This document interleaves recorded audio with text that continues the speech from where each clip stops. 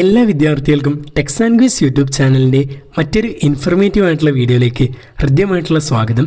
സാമൂഹിക ശാസ്ത്ര ക്വിസ് മത്സരത്തിന് പങ്കെടുക്കുന്ന വിദ്യാർത്ഥികൾക്കായിട്ടുള്ള അടിപൊളി വീഡിയോ ആയിട്ടാണ് നമ്മൾ വന്നിട്ടുള്ളത്.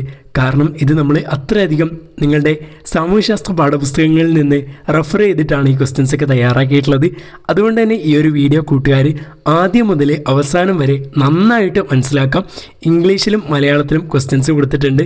അതുകൊണ്ട് രണ്ട് വിഭാഗക്കാർക്കും ഒരുപോലെ നന്നായിട്ട് മനസ്സിരുത്തി പഠിക്കാവുന്നതാണ്. അതുകൊണ്ട് തന്നെ ഈ വീഡിയോ ഇപ്പം തന്നെ ലൈക്ക് ചെയ്യുക. നിങ്ങൾക്ക് വേണ്ടിയിട്ടാണ് ഇതൊക്കെ ചെയ്യുന്നത്. നിങ്ങൾ നമുക്ക് തിരിച്ചു തരേണ്ട ഒരു പ്രതിഫലം എന്ന് പറയുന്നത് ഈ ലൈക്കും കമൻറ്റും ഒക്കെയാണ്. അതുപോലെ തന്നെ ഇതുവരെ ഈ ഒരു ചാനൽ സബ്സ്ക്രൈബ് ചെയ്യാത്ത കൂട്ടുകാരുണ്ടെങ്കിൽ ഇപ്പോൾ തന്നെ ചാനൽ സബ്സ്ക്രൈബ് ചെയ്യുക, ബെല്ലൈക്കൺ അമർത്തി ഓൾ എന്ന ഓപ്ഷൻ കൂടി ക്ലിക്ക് ചെയ്യുക. സയൻസ് ക്വിസുമായിട്ട് നമ്മളൊരു വീഡിയോ ചെയ്തിട്ടുണ്ട്. അതിൻ്റെ ലിങ്ക് താഴെ കമൻറ്റ് ബോക്സിൽ കൊടുക്കാം. ഒന്നാമത്തെ ചോദ്യം, ഇന്ത്യൻ നവോത്ഥാനത്തിൻ്റെ പിതാവായി അറിയപ്പെടുന്നത് ആരെയാണ്? ഉത്തരം രാജാറാം മോഹൻ റോയ്. രണ്ടാമത്തെ ചോദ്യം, ബ്രഹ്മസമാജം സ്ഥാപിച്ചത് ആരാണ്? ഉത്തരം രാജാറാം മോഹൻ റോയ്. രണ്ട് ചോദ്യത്തിൻ്റെയും ഉത്തരം രാജാറാം മോഹൻ റോയ് ആണ്. ഓക്കെ അല്ലേ? ഞാൻ ഇംഗ്ലീഷും മലയാളവും കൊടുത്തിട്ടുണ്ട്. ഞാൻ മലയാളത്തിലാണ് ഇപ്പോൾ പറയുന്നത്. ഇംഗ്ലീഷ് കൂട്ടുകാരെന്ത് ചെയ്യുക, ഇംഗ്ലീഷ് മീഡിയം പഠിക്കുന്ന വിദ്യാർത്ഥികൾ അത് നന്നായിട്ട് എന്ത് ചെയ്യുക, വായിച്ച് പഠിക്കുക. കാരണം രണ്ടും കൂടി ഞാൻ പറയുകയാണെങ്കിൽ ഈ വീഡിയോ നല്ല ലെങ്ത് ഉണ്ടാവും. അതുകൊണ്ടാണ് ഇപ്പോൾ നിങ്ങൾ നന്നായിട്ട് എന്ത് ചെയ്യുക, പഠിക്കുക. ഓക്കെ, ഇനി നിങ്ങളെ ശ്രദ്ധിക്കുന്നില്ല എന്ന് പറയരുത്. യെസ്, 1829 സതി നിരോധിച്ച ഗവർണർ ജനറൽ ആര്? ഉത്തരം വില്യം ബെൻഡിക് പ്രഭു. സതി നിരോധിക്കുന്നതിന് വേണ്ടി പരിശ്രമിച്ച സാമൂഹിക പരിഷ്കർത്താവ് ആരായിരുന്നു? ഉത്തരം രാജാറാം മോഹൻ റോയ്. ആര്യ സമാജം സ്ഥാപിച്ചത് ആരായിരുന്നു? ഉത്തരം സ്വാമി ദയാനന്ദ സരസ്വതി. 1879 അദ്ദേഹം ആര്യ സമാജം സ്ഥാപിച്ചത്. വേദങ്ങളിലേക്ക് മടങ്ങുക എന്ന് ആഹ്വാനം ചെയ്തത് ആരായിരുന്നു? ഉത്തരം സ്വാമി ദയാനന്ദ സരസ്വതി. ഓക്കെ അല്ലേ? അപ്പോൾ ഈ ഒരു രണ്ട് ചോദ്യം നന്നായിട്ട് പഠിച്ചല്ലോ. യെസ്, സത്യശോധക് സമാജം സ്ഥാപിച്ചത് ആരായിരുന്നു? ഉത്തരം ജ്യോതി റാവു ഫുലെ. അടുത്ത ചോദ്യം, ആര്യ മഹിളാ സമാജവും ശാരദ സദനവും സ്ഥാപിച്ചത് ആരായിരുന്നു? ഉത്തരം പണ്ഡിറ്റ് രമാബായി. അപ്പോൾ കൂട്ടുകാർ, ഈ ഒരു ചോദ്യോത്തരങ്ങൾ നിങ്ങൾ LP UP HSS വിഭാഗങ്ങളിലെ വിദ്യാർത്ഥികളാണെങ്കിൽ കോമൺ ആയിട്ട് പഠിച്ചു വെക്കുക. കാരണം എന്താണെന്ന് വെച്ചാൽ ഇതിൽ എളുപ്പമുള്ള ചോദ്യോത്തരങ്ങളും അതുപോലെ തന്നെ സ്റ്റാൻഡേർഡ് കൂടിയിട്ടുള്ള ചോദ്യോത്തരങ്ങളൊക്കെ ഉൾക്കൊള്ളിച്ചിട്ടുണ്ട്. അതുകൊണ്ട് എന്ത് ചെയ്യുക, നിങ്ങൾ കമൻറ്റ് ബോക്സിൽ അറിയിക്കാറുണ്ട്, ഇത് നമുക്ക് പഠിക്കാൻ വേണ്ടി പറ്റുമോ, ഞാൻ LP ആണ്, ഞാൻ UP ആണ്, പഠിക്കാൻ വേണ്ടി പറ്റുമോ എന്നൊക്കെ ചോദിക്കാറുണ്ട്. അതിനുള്ള ഉത്തരം എന്ന് പറയുന്നത് നിങ്ങൾക്ക് എന്ത് ചെയ്യുക, നിർബന്ധമായിട്ടും പഠിച്ചു പോകേണ്ട ചോദ്യോത്തരങ്ങളാണ്. നമ്മൾ വെറുതെ നിങ്ങൾക്ക് തരുന്നതല്ല, നിങ്ങൾക്ക് പഠിക്കാൻ വേണ്ടിയിട്ടുള്ളതാണ്. അതുകൊണ്ട് എന്ത് ചെയ്യുക, നന്നായിട്ട് വീഡിയോ മുഴുവനായിട്ടും കണ്ടു പഠിക്കുക. ഓക്കെ അല്ലേ? യെസ്, നമുക്ക് ചോദ്യത്തിലേക്ക് കിടക്കാം, സമയം കളയണ്ട. മുസ്ലിങ്ങൾക്കിടയിൽ ആധുനിക വിദ്യാഭ്യാസത്തിന് പ്രചാരം നൽകിയത് ആരായിരുന്നു? ഉത്തരം സർ സയ്യിദ് അഹമ്മദ് ഖാൻ. ഓക്കെ അല്ലേ? അടുത്ത ചോദ്യം, 1875 അലിഗഡിൽ മുഹമ്മദ് ആംഗ്ലോ ഓറിയൻ്റൽ കോളേജ് സ്ഥാപിച്ചത് ആരായിരുന്നു?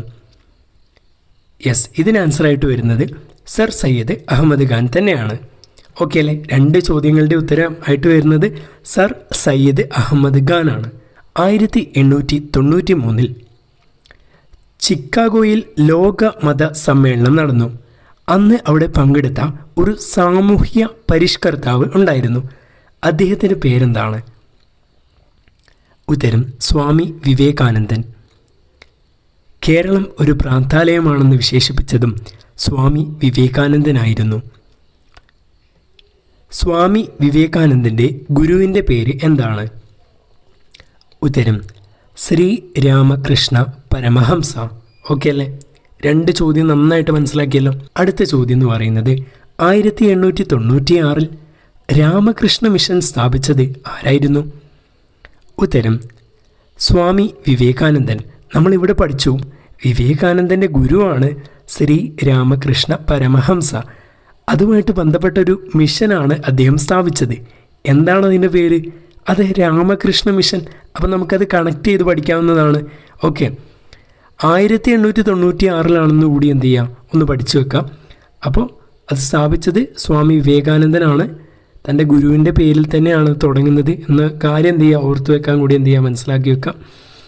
സ്വാമി വിവേകാനന്ദ ഗുരു നമ്മൾ പഠിച്ചു. സ്വാമി വിവേകാനന്ദൻ്റെ ഗുരു എന്നറിയപ്പെടുന്നത് ശ്രീരാമകൃഷ്ണ പരമഹംസയാണ്. അടുത്തത് ഇവിടെ പരിചയപ്പെടുത്താൻ പോകുന്നത് ഇന്ത്യയിലെ പ്രധാന സാമൂഹ്യ പരിഷ്കരണ പ്രസ്ഥാനങ്ങളെ പറ്റിയിട്ടാണ്, അവരുടെ സ്ഥാപകരെ പറ്റിയിട്ടും. യെസ്, ഒന്നാമതായിട്ട് ഓരോന്നായിട്ട് നമുക്ക് നോക്കാം. ഒന്നാമതായിട്ട് രാജാറാം മോഹൻ റോയ് സ്ഥാപിച്ചത് ബ്രഹ്മസമാജം. രണ്ടാമത് രാജാറാം മോഹൻ റോയ് ആത്മീയ സഭയും അദ്ദേഹം സ്ഥാപിച്ചിരുന്നു. ആത്മാറാം പാണ്ഡുരംഗ് പ്രാർത്ഥന സമാജം. ഇത് പഠിക്കാൻ ഞാനൊരു ട്രിക്ക് പറഞ്ഞുതരാം. ആത്മാറാം പാണ്ഡുരംഗ് എന്ന് പറയുമ്പോൾ പ്രാർത്ഥനാ സമാജം, നമ്മൾ ആത്മാർത്ഥമായിട്ടല്ലേ പ്രാർത്ഥിക്കുക, അത് നിങ്ങൾ എന്ത് ചെയ്യുക, ഓർമ്മിക്കാൻ വേണ്ടി മാത്രമാണ് ആത്മാർത്ഥമായിട്ട് നമ്മൾ എന്ത് ചെയ്യുക, പ്രാർത്ഥിക്കുകയാണ്. അപ്പോൾ ആത്മാറാം പാണ്ഡുരംഗ് പ്രാർത്ഥനാ സമാജം. ജ്യോതിറാവു ഫുലെ എന്ന് പറയുന്നത് സത്യശോധക് സമാജം. അപ്പോൾ നമ്മൾ ഇത് പഠിക്കാൻ വേണ്ടിയിട്ട് ഒരു കോഡ് പറഞ്ഞുതരാം. കോഡല്ല, ഒന്ന് ഓർത്ത് വെക്കുക. ജ്യോതി എന്ന് പറയുമ്പോൾ ദീപം എന്ന് ഓർക്കുക. അപ്പോൾ സത്യമുള്ളവൻ ഒരു ദീപത്തെ പോലെയാണെന്ന് ഓർമ്മിച്ച് വെച്ചാൽ മതി. അപ്പോൾ ജ്യോതിറാവു ഫുലെ എന്ന് പറയുന്നത് സത്യശോധക് സമാജം. സത്യമുള്ളവൻ ഒരു ദീപത്തെ പോലെയാണ്, ഒരു ജ്യോതി പോലെയാണ്.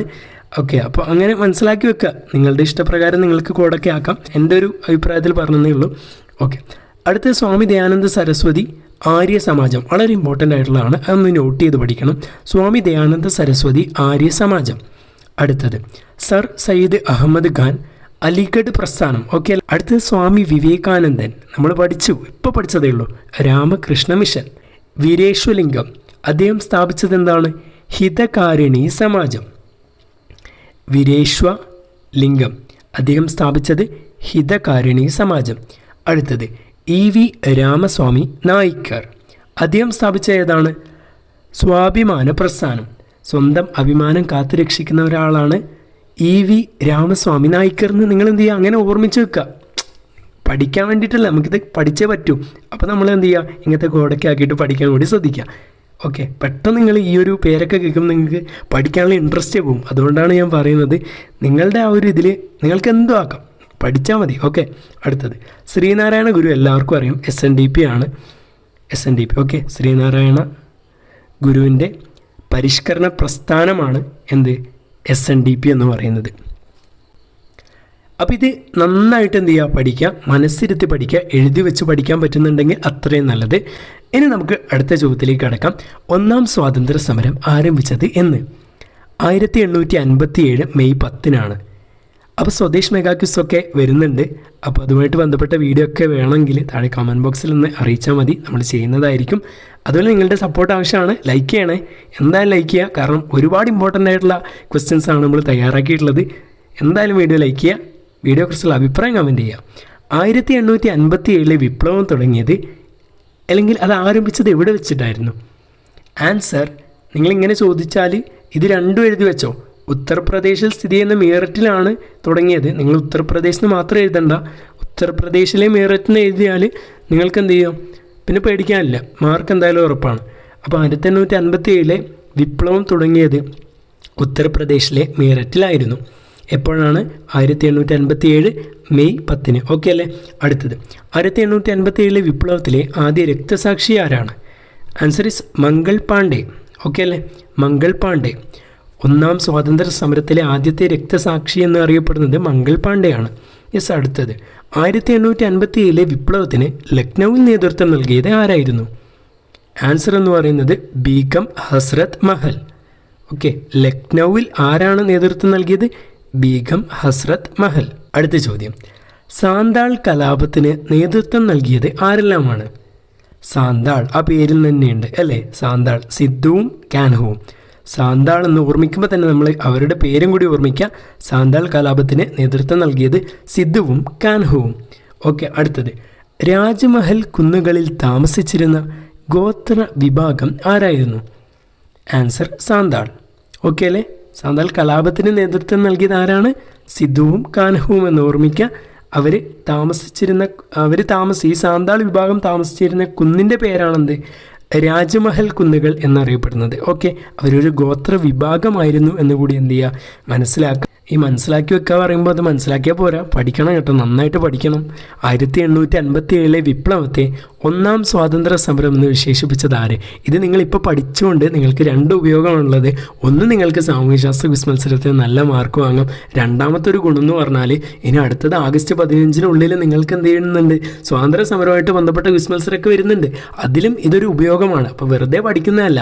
അതുകൊണ്ട് വീഡിയോ മുഴുവനായിട്ടും കാണാം. നിങ്ങൾക്ക് എന്തായാലും ഇത് യൂസ്ഫുൾ ആവും എന്നതിൽ യാതൊരു സംശയവുമില്ല. ഓക്കെ അല്ലേ? യെസ്, നോക്കാം.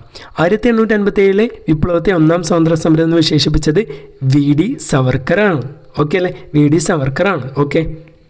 1857 കലാപത്തിൽ ഡൽഹി പിടിച്ചെടുത്തതിന് ശേഷം കലാപകാരികൾ ഇന്ത്യയുടെ ചക്രവർത്തിയായി പ്രഖ്യാപിച്ചത് ആരെയായിരുന്നു അന്ന് ചക്രവർത്തിയായിട്ട് പ്രഖ്യാപിച്ചത്? ആൻസർ, ബഹദൂർ ഷാ രണ്ടാമൻ. നിങ്ങൾക്ക് ആ ഒരു സമയത്ത് ബഹദൂർ ഷാ ഒന്നാമനാണോ രണ്ടാമനാണോ മൂന്നാമനാണോ എന്നൊക്കെ കൺഫ്യൂഷൻ വരും. അപ്പോൾ ഓർമ്മിക്കുക, രണ്ടാമനാണ്. ഓക്കെ, ബഹദൂർ ഷാ രണ്ടാമനാണ്. ഓക്കെ അല്ലേ? അടുത്ത ചോദ്യം, ഡൽഹി കലാപത്തിലെ പരാജയത്തിന് ശേഷം ബഹദൂർ ഷാ സഫറിനെ നാടുകടത്തിയത് എങ്ങോട്ടായിരുന്നു? ആൻസർ ഈസ് റംഗൂണിലേക്ക്. ഓക്കെ അല്ലേ? ആൻസർ, റംഗൂണിലേക്കാണ് നാടുകടത്തിയത്. ആരെ? ബഹദൂർ ഷാ സഫറിനെ. അടുത്തത്, കലാപസ്ഥലങ്ങളും നേതാക്കന്മാരെയും പരിചയപ്പെടാം. വളരെ ഇമ്പോർട്ടൻ്റ് ആണ്, ഇത് ചോദിക്കാറുണ്ട്. കാരണം ഇത് പ്രീവിയസ് ഇയർ സാമൂഹ്യശാസ്ത്ര ക്വിസ് എടുത്ത് നോക്കിയാൽ സബ് ജില്ലയിൽ ചോദിച്ച ചോദ്യമാണ്. അതുകൊണ്ട് തന്നെ വളരെ ഇമ്പോർട്ടൻ്റ് ആയിട്ട് പഠിക്കാം. ഝാൻസിയിൽ ആരാണ് നേതൃത്വം നൽകിയത്? റാണി ലക്ഷ്മിബായി. കാൺപൂരിൽ നേതൃത്വം നൽകിയത് ആരാണ്? നാനാ സാഹിബും താന്തിയ തോപ്പിയും. രണ്ടുപേരും എന്ത് ചെയ്തിട്ടുണ്ടായിരുന്നു? കാൺപൂരിൽ നേതൃത്വം നൽകിയിട്ടുണ്ടായിരുന്നു. ഫൈസാബാദിൽ മൗലവിയാണ്. അതുപോലെ തന്നെ ഡൽഹിയിൽ നമ്മൾ പഠിച്ചിട്ടുണ്ടായിരുന്നു ബഹദൂർ ഷാ. പിന്നെ ആരയിൽ കൺവർ സിംഗ്. കൺവർ സിംഗ്. അപ്പം ഇങ്ങനെ ഓർത്ത് വെക്കുക, പെട്ടെന്ന് പേര് കാണുമ്പോൾ പഠിക്കണം, ആ ഒരു ഇൻട്രസ്റ്റ് പോകും. അതുകൊണ്ട് വല്ല കോഡൊക്കെ ആക്കിയിട്ട് പഠിക്കാൻ നോക്കാം. നമ്മുടെ ആവശ്യമാണ് ക്വിസ് മത്സരത്തിൽ നിന്ന് നല്ല മാർക്ക് വാങ്ങുക എന്നുള്ളത്. അതിനുള്ള എല്ലാ സപ്പോർട്ടും നമ്മൾ തരുന്നുണ്ട്. നിങ്ങളെന്ത് ചെയ്യുക? നന്നായിട്ട് പഠിക്കുക. ഓക്കെ, ലക്നൗ ബീഗം ഹസ്രത്ത് മഹലാണ്. ലക്നൗവിൽ നേതൃത്വം നൽകിയത് ബീഗം ഹസ്രത്ത് മഹൽ. ഓക്കെ അല്ലേ? യെസ്, ഇത് മനസ്സിലായല്ലോ. ഞാൻ വീണ്ടും ആവർത്തിച്ച് ഇതേ കാര്യം തന്നെ പറഞ്ഞ് നിങ്ങളെ ബോറടിപ്പിക്കുന്നില്ല. നിങ്ങൾ പോസ് ചെയ്ത് പഠിക്കുക. ഓക്കെ അല്ലേ? നെക്സ്റ്റ് ക്വസ്റ്റ്യനിലേക്ക് കടക്കാം. ഓക്കെ, 1857 കലാപം നടന്ന സ്ഥലങ്ങൾ കൂടുതൽ സ്ഥിതി ചെയ്യുന്നത് എവിടെയാണ്? ആൻസർ, ഉത്തർപ്രദേശിൽ തന്നെയാണ്. അത് നമ്മൾ ആദ്യം പഠിച്ചിട്ടുണ്ടായിരുന്നു. ഓക്കെ, ബ്രിട്ടീഷ് വിരുദ്ധ പോരാട്ടങ്ങൾക്ക് നമ്മുടെ മലബാറിൽ ശക്തമായ നേതൃത്വം നൽകിയത് ആരാണ്? യെസ്, ആൻസർ എന്ന് പറയുന്നത് പഴശ്ശിരാജ. പിന്നെ ബ്രിട്ടീഷ് വിരുദ്ധ പോരാട്ടങ്ങൾക്ക് തിരുവിതാംകൂറിൽ ശക്തമായിട്ടുള്ള നേതൃത്വം നൽകിയത് ആരാണ്? നമുക്ക് എല്ലാവർക്കും അറിയാം, വേലുത്തമ്പി ദളവയാണ്. അപ്പോൾ ആൻസർ വേലുത്തമ്പി ദളവയാണ്. നമ്മൾ ദളവ അങ്ങനെ മാറിപ്പോകുന്നത്. അതുകൊണ്ട് എന്ത് ചെയ്യുക, അതൊന്ന് നല്ലതായിട്ട് മനസ്സിലാക്കി പഠിക്കുക. ഞാനൊക്കെ പണ്ട് സ്കൂളിൽ പഠിക്കുന്ന കാലത്ത് വേലുത്തമ്പി തവള അങ്ങനെയൊക്കെ എഴുതി വെച്ചിട്ടുണ്ടായിരുന്നു. അപ്പോൾ അത് നിങ്ങളെന്ത് ചെയ്യുക, നന്നായിട്ട് മനസ്സിലാക്കി പഠിക്കാം. വെറുതെ പറയുന്നതല്ല, അതെല്ലാവർക്കും കൺഫ്യൂഷൻ വരുന്നതാണ്, അതുകൊണ്ട് പറഞ്ഞതാണ്. ഓക്കെ അല്ലേ? അതെന്ത് ചെയ്യുക, മനസ്സിലാക്കുക. വേലുത്തമ്പി ദളവ. ഓക്കെ. അടുത്തത് കുണ്ടറ വിളംബരം. നല്ല വൃത്തിക്ക് പറയാൻ കൂടി ശ്രദ്ധിക്കാം, മാറിപ്പോരുത്. കുണ്ടറ വിളംബരം നടന്ന വർഷം എന്നാണ്? ആൻസർ, 1809. 1809 വേലുത്തമ്പി ദളവയാണ് കുണ്ടറ വിളംബരം പ്രഖ്യാപിച്ചതും അതിന് നേതൃത്വം നൽകിയതും. ഓക്കെ അല്ലേ? 1809. നന്നായിട്ട് വർഷം പഠിക്കുക. പിന്നെന്ത് ചെയ്യുക, അത് ആരാണ് കൊണ്ടുവന്നത്? വേലുത്തമ്പി ദളവ. ഓക്കെ അല്ലേ? ബ്രിട്ടീഷ് വിരുദ്ധ പോരാട്ടങ്ങൾ ഔദിൽ നേതൃത്വം നൽകിയത് രാജാ ചെയ്ത് സിംഗ് ആണ്. അതുപോലെ തന്നെ തിരുനെൽവേലിയിൽ വീരപാണ്ഡ്യ കട്ടബൊമ്മൻ. എങ്ങനെയുണ്ട്? പേരെങ്ങനെയുണ്ട്? നിങ്ങൾക്ക് ഇഷ്ടപ്പെട്ടോ? അതെ, തിരുനെൽവേലിയിൽ വീരപാണ്ഡ്യ കട്ടബൊമ്മൻ. അതിപ്പോൾ തന്നെ അങ്ങ് പഠിച്ചു വെക്കുക. ആ കട്ടബൊമ്മനെ ഇപ്പോൾ തന്നെ എന്ത് ചെയ്യുക, പഠിച്ചു വെക്കുക. വേലി കക്കാൻ വന്ന ബൊമ്മൻ, അങ്ങനെയൊക്കെ പഠിച്ചു വെക്കുക, വേറെ നിവർത്തിയില്ല. ഓക്കെ, അപ്പോൾ തിരുനെൽവേലിയിൽ വീരപാണ്ഡ്യ കട്ടബൊമ്മൻ. ഓക്കെ, അടുത്തത് ശിവഗംഗയിൽ ആരാണ്? മരുതു പാണ്ഡ്യൻ. ഓക്കെ, ഏതോ ഒരു പാണ്ഡ്യനാണ് ശിവൻ്റെ ഗംഗ കാണാൻ പോയ ഒരു പാണ്ഡ്യൻ, അങ്ങനെയൊക്കെ പഠിച്ചു വെക്കുക. ഓക്കെ, അടുത്തത് ഏതോ ഒരു ചന്നമ്മേനെ പറ്റിയിട്ടാണ് നമ്മൾ പറയുന്നത്. കിട്ടൂർ ചന്നമ്മ കർണാടകയിലാണ്. ഓക്കെ, അപ്പോൾ കാക്ക അങ്ങനെ ഓർമ്മിക്കുക. കിട്ടൂർ കർണാടക, കിട്ടൂർ കർണാടക. ഓക്കെ, കണക്ട് ചെയ്യാൻ പറ്റുന്നുണ്ടല്ലോ. യെസ്.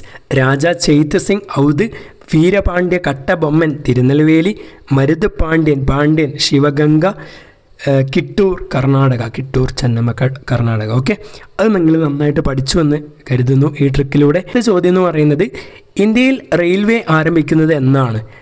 ഓക്കെ, നമ്മൾ ഇന്ന് പോകുന്ന റെയിൽവേ ആദ്യം ആരംഭിച്ചത് എന്നായിരുന്നു? അപ്പോൾ കുറച്ചും കൂടി ഇൻട്രസ്റ്റ് ആയില്ലേ? എപ്പോഴാണ്?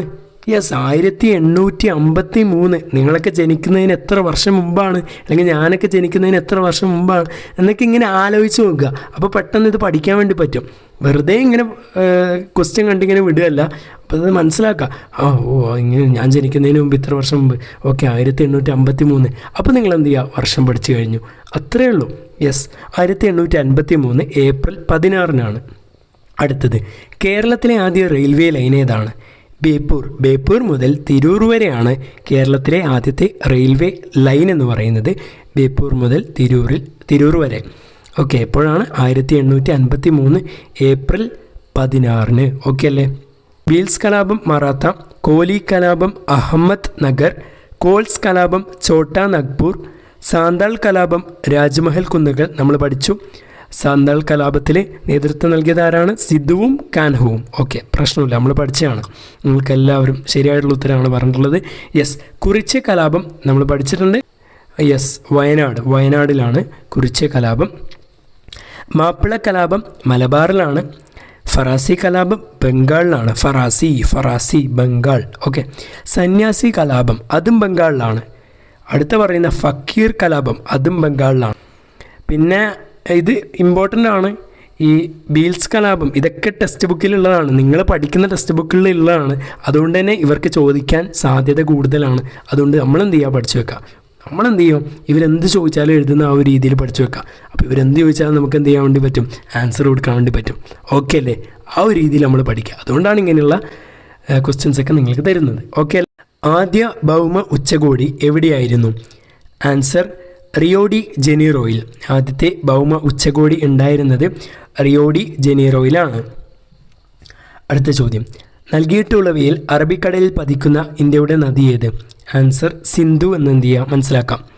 തമിഴ്നാടുമായി അതിർത്തി പങ്കിടാത്ത കേരളത്തിലെ ജില്ല ഏതാണ്? ആൻസർ നമ്മുടെ കോഴിക്കോട് ജില്ല. 66 ഡിഗ്രി ഉത്തര അക്ഷാംശത്തെ വിളിക്കുന്ന മറ്റൊരു പേരുണ്ട്. എന്താണ് ആ പേര്? യെസ്, പേര് പറയുക. ആർട്ടിക് വൃത്തം. യെസ്, ഹൈഗ്രോമീറ്റർ നിങ്ങൾ കേട്ടിട്ടുണ്ടാവാം, ചിലപ്പോൾ കേൾക്കാത്തവരും ഉണ്ടാവാം. ഇപ്പം നമുക്ക് പഠിക്കാം. ഹൈഗ്രോമീറ്റർ ഉപയോഗിച്ച് അളക്കുന്നത് എന്താണ്? ആൻസർ അന്തരീക്ഷ ആർദ്രത. സംസ്ഥാന ഗവർണറെ നിയമിക്കുന്നത് ആര്? ഉത്തരം ഇന്ത്യൻ പ്രസിഡന്റ്. ഇന്ത്യൻ ഭരണഘടനയുടെ ആമുഖത്തെ രാഷ്ട്രീയ ജാതകം എന്ന് വിശേഷിപ്പിച്ചത് ആരായിരുന്നു? ഉത്തരം KM മുൻഷി. പ്രത്യക്ഷ ജനാധിപത്യ മാർഗങ്ങൾ സവിശേഷ ലക്ഷണമായിട്ടുള്ള രാജ്യം ഏത്? ഉത്തരം സ്വിറ്റ്സർലാൻഡ്. ഏറ്റവും പഴക്കമുള്ള ലിഖിത ഭരണഘടനയുള്ള രാജ്യം ഏത്? ഉത്തരം USA.